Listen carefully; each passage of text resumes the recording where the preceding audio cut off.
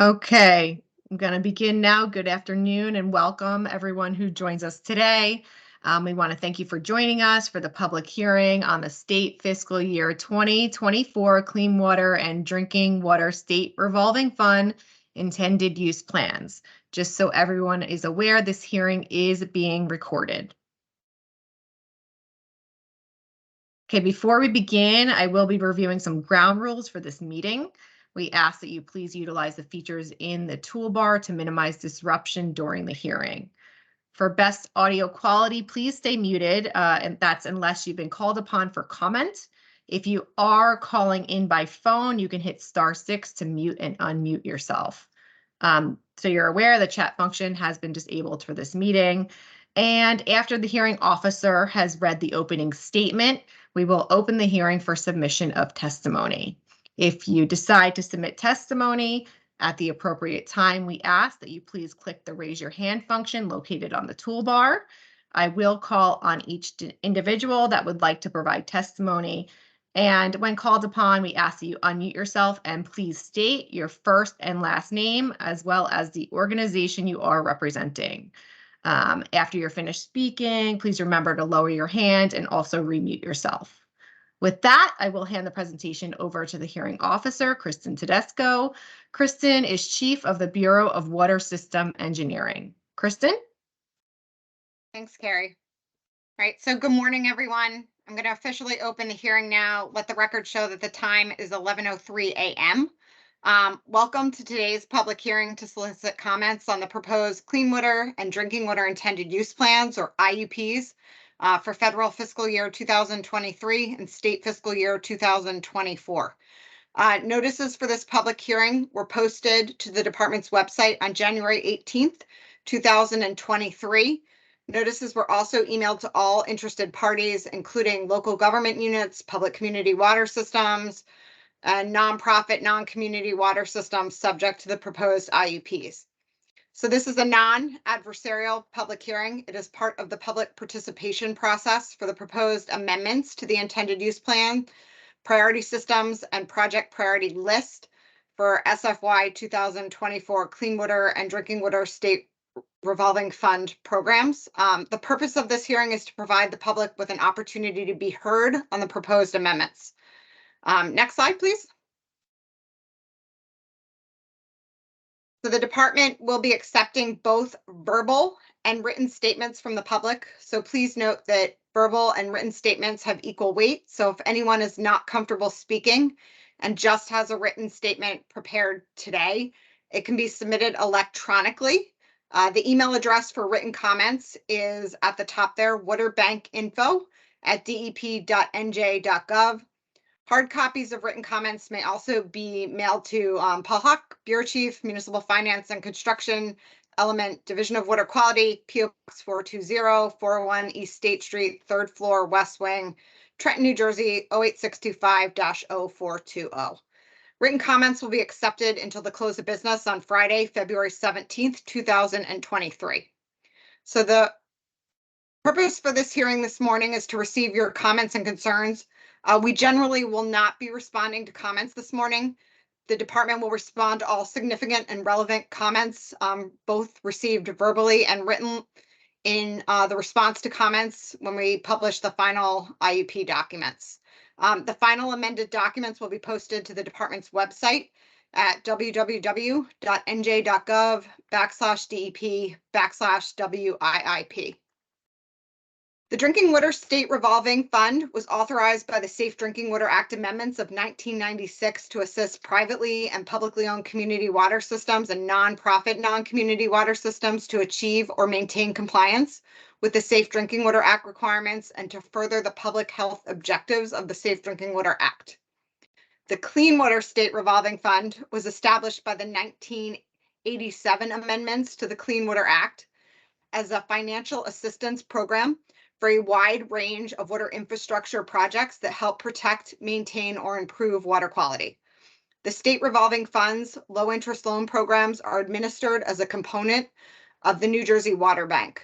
The state revolving funds are administered jointly by the Department of Environmental Protection and the New Jersey Infrastructure Bank, or the IBank.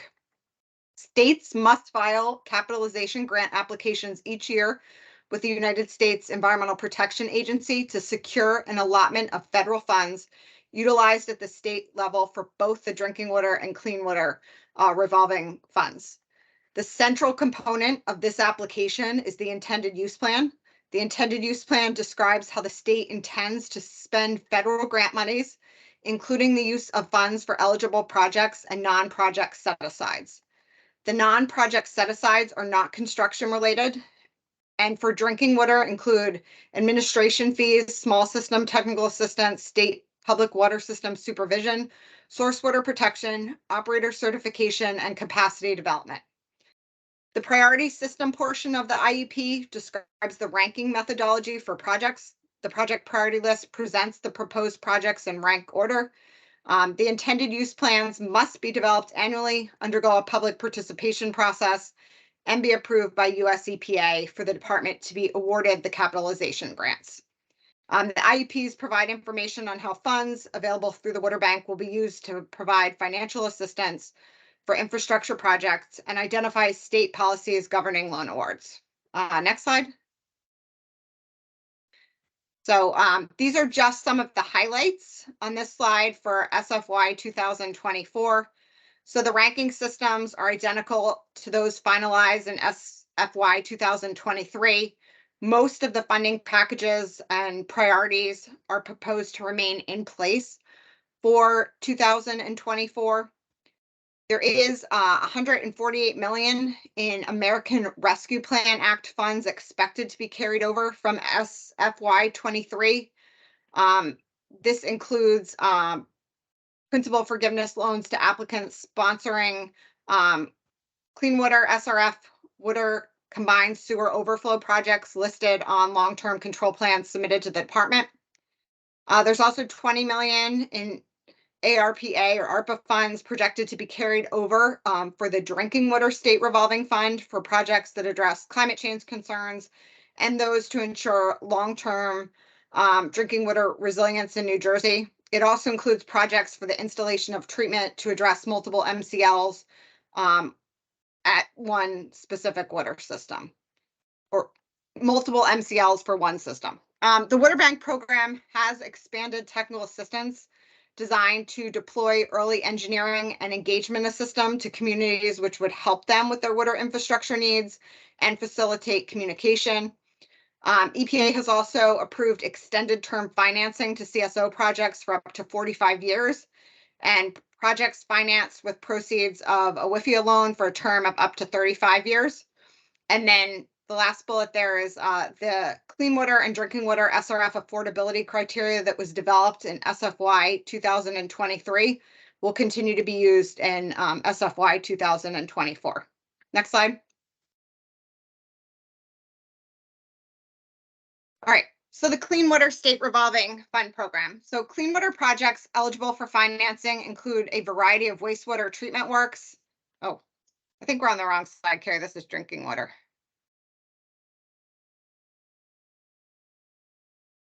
Sorry, I think I'm out of order here. That's okay, thanks. Clean water projects eligible for financing include a wide variety of wastewater treatment works, stormwater management, land acquisition, and certain water quality protections attendant to landfills. In SFY 2024, the program will continue to offer attractive low-cost financing packages, including principal forgiveness and low-interest loans. There's about $60 million of unallocated clean water funds available for principal forgiveness carried over at the end of SFY 23 that will be available for principal forgiveness in SFY 24 for categories that are set forth in this report. The department will supplement the carried over funds with approximately $20 million projected to be available under the base grant. In addition to the base grant, the department anticipates that it will award approximately $50 million in additional principal forgiveness made available by the bipartisan infrastructure law, including approximately $41 million for eligible general clean water projects and approximately $9 million for projects that address emerging contaminants. Available funds and principal forgiveness from the grant awards are expected to be blended with the carryover principal forgiveness authority from prior grants, the SRF repayments, and state match and other sources of clean water SRF funds to provide funding to eligible projects. In addition to what I just described, there's about $248 million of ARPA funds that were allocated in state fiscal year 2023 that will be used to provide principal forgiveness loans to applicants sponsoring capital improvement projects listed on an applicant's CSO long-term control plan submitted to the department. The department expects to award approximately $100 million of the ARPA funds in SFY 2023 and carry over approximately $148 million for award in SFY 2024. The department plans to reserve clean water principal forgiveness funds as follows. So $148 million for CSO long-term control plans, $36 million for eligible clean water projects sponsored by borrowers that meet clean water affordability criteria, $60 million for CSO abatement projects, $30 million of which will be reserved for borrowers that meet the affordability criteria, $18 million for water and energy efficiency projects, $9 million for projects that address emerging contaminants, $6 million for water quality restoration projects, $1 million for projects awarded overflow and stormwater grants. All right, and then if we go backwards on the drinking water side, the main objective of drinking water funding is to protect public health in conformance with the objectives of the Safe Drinking Water Act. Eligible projects include those that address treatment of source water, conveyance of clean water, lead abatement, violations of the maximum contaminant levels, unregulated contaminants, and issues related to acute health effects, for example, surface water treatment rule requirements. The department anticipates authority to award approximately $55 million in additional principal forgiveness made available by the bipartisan infrastructure law capitalization grants, in addition to $5 million principal forgiveness authority anticipated under the base capitalization grants. Anticipated principal forgiveness includes $17 million for eligible drinking water projects, $13 million for projects that address emerging contaminants, and $25 million for projects that address lead in drinking water. Funds and principal forgiveness authority are expected to be blended with approximately $4 million in carryover principal forgiveness authority from prior grants, SRF repayments, state match funds, and other sources of drinking water SRF funds to provide funding to eligible projects. In addition to the drinking water state revolving fund principal forgiveness that I just described, there's about $45 million of American Rescue Plan Act funds that were allocated in SFY 2023, and they'll be used to provide principal forgiveness loans to eligible drinking water systems in communities that meet the affordability criteria. Eligible applicants must be sponsoring capital improvement projects that address climate change or provide for public health protection from multiple contaminants. The department expects to award approximately $25 million of the ARPA funds for SFY 23 and carry over approximately $20 million for award in SFY 2024.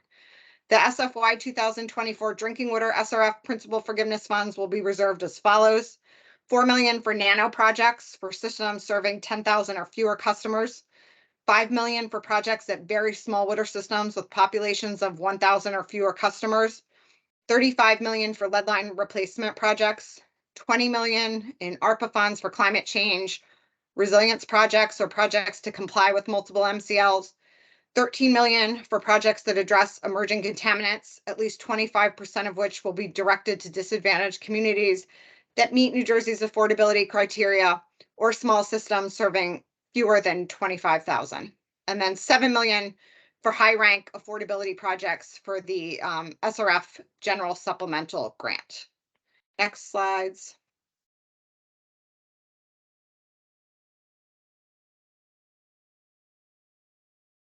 Give me 1 minute. All right, so this is slide 9. This just describes some of the technical assistance programs that DEP will be offering. Technical assistance is available using some of the money that DEP has received from the bipartisan infrastructure law funding. These are programs that go towards encouraging or incentivizing systems to proceed forward with needed capital improvement projects and pursue funding through the SRF. So the focus of these technical assistance is to assist facilities, specifically those that serve disadvantaged communities that might have lead, PFAS, compliance issues with the Safe Drinking Water Act, that have CSOs, sewer infrastructure rehab and upgrades, and those type of needed improvements. It's also directed at systems that might lack sufficient resources to perform a full assessment of their needs and to identify, for example, lead service lines that may need to be replaced, to do an asset management planning or capital improvement plans. Also, technical assistance is for those that lack financial, managerial, and or community support for these infrastructure projects and might need assistance with community engagement. For those that might not be aware of funding opportunities or lack familiarity with the Water Bank program. And eventually, this may include engineering services to assist with planning and design. Next slide, sorry. For anybody who's interested in technical assistance, water systems can apply or express their interest in receiving technical assistance through our website. The website's there, www.nj.gov/DEP/WIIP/request.html. And we accept that from any water or wastewater systems. Again, some of the types of technical assistance that we offer are listed on this slide, but we encourage anyone who might need help to send us a request. Okay, next slide. Okay, so before we begin accepting comments, I just want to remind you to follow the ground rules that Carrie outlined earlier. To successfully gather your comments and for the department to respond to them, it's essential that the hearing be conducted in an orderly fashion. Also note that this hearing is being recorded to ensure there's an accurate record of your comments. As stated earlier, the purpose is to receive your comments and concerns. We generally will not be responding to comments this morning. We will respond to all significant comments in the response to comment documents issued along with the final intended use plan. So finally, I'd like to thank everyone who's on this call for attending. So on to Carrie. Thank you, Kristen. Again, for all commenters, please remember to unmute yourself when you're called upon and state your first and last name as well as the organization you are representing. And after you finish speaking, we just ask that you lower your hand and unmute yourself. Are there any commenters?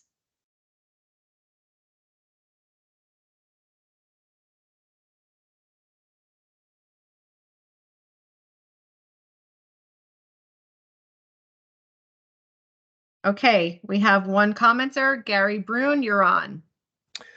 Good morning. I just have a quick comment about the affordability criteria. The comment is basically focused on the fact that it has not changed in the last few years, and it's basically at 80% of the state median household income. I'm not calling from New Jersey Future, by the way, and the feeling that we have is that we're hoping the department considers a broader way to look at this. DCA, as an example, provides a municipal revitalization index that looks at about 10 different factors rather than just median household income. It gives you one composite answer and the or composite sort of a score, I should say. And the results for municipalities vary considerably when you compare just median household income, which is just measuring, as it says, the income of the household and not, say, the commercial sector in a given locality versus what the DCA tool comes up with. And the other thing we would urge the department to do, which it's I don't think currently doing, some other states like Wisconsin have actually scaled the financial assistance that's provided based on how a town scores on whether it be median household income or whatever tool you're using. Right now, I think DP's approaching it at as long as you're in, everybody gets treated similarly. Other states are actually scaling or sort of giving different levels of financial assistance based on whether you're just barely eligible or whether you're truly have the greatest need. They're differentiating between the towns quite a bit more than DEP is. So two ideas. Basically, one is to use a tool that already exists, that's multidimensional, the DCA Municipal Revitalization Index, and also to scale the assistance like some other states have done. Thank you. Thank you, Gary.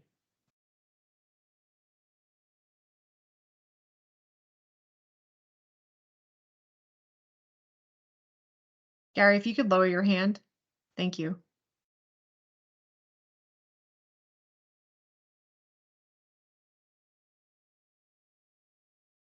Are there any other commenters?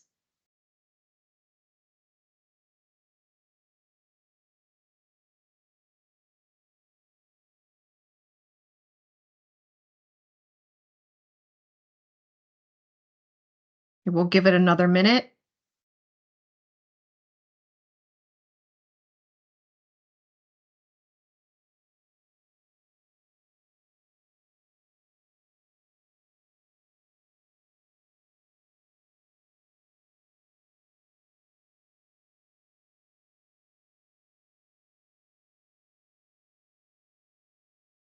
I do want to reiterate that written comments will be accepted until the close of business on Friday, February 17th.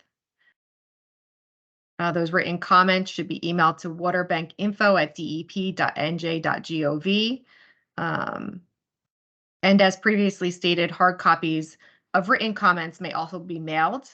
That's to Paul Hauk, Bureau Chief, Municipal Finance and Construction Element, Division of Water Quality, at P.O. Box 420, 401 East State Street, 3rd floor, West Wing, Trenton, New Jersey, 08625.